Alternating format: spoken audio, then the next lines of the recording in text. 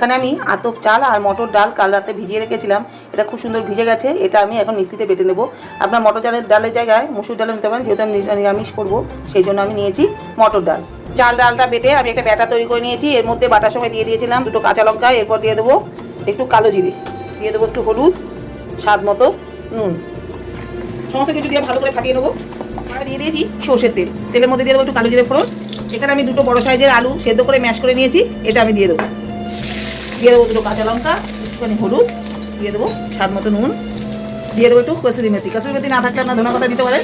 আলুটা সেদ্ধ করাই ছিল, এবার নাড়াচাড়া করে এটাকে আমি এবার নামিয়ে নেবো। এখানে নিয়ে নিয়েছি আমি লাউ পাতা। লাউ পাতাটা একটু গরম জলে ভাপিয়ে নিয়েছি। এখানে প্রথমে আমি একটা লাউ পাতা নিয়ে নিলাম। এই যে তৈরি করে রাখা আলুর পুরটা এইভাবে ভাজ করব, দুই দিক দিয়ে এইভাবে করে মুড়িয়ে দেবো। এভাবে আমি ব্যাটারটা তৈরি করে রেখেছিলাম, এই যে এইভাবে ঘনত্বটা তৈরি করেছি, এর মধ্যে চোবাবো। কড়াই দিয়ে দিয়েছি সাদা তেল, তেলটা গরম হয়ে গেছে। এবার আমি তেলটা এইভাবে ছাড়বো। গ্যাসটা কিন্তু মিডিয়ামে থাকবে।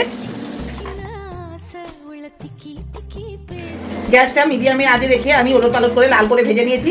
একদম মচমচে, দেখেই বোঝা যাচ্ছে, দেখুন একদম মচমচে কুরকুরে হয়েছে। আমি এটা লাউ পাতা দিয়ে করেছি, আপনারা কুমড়ো পাতা দিয়েও করতে পারেন। নিরামিষের দিনে দারুণ লাগে খেতে। আমার মতো করে বানিয়ে খেয়ে দেখবেন, অপূর্ব লাগবে।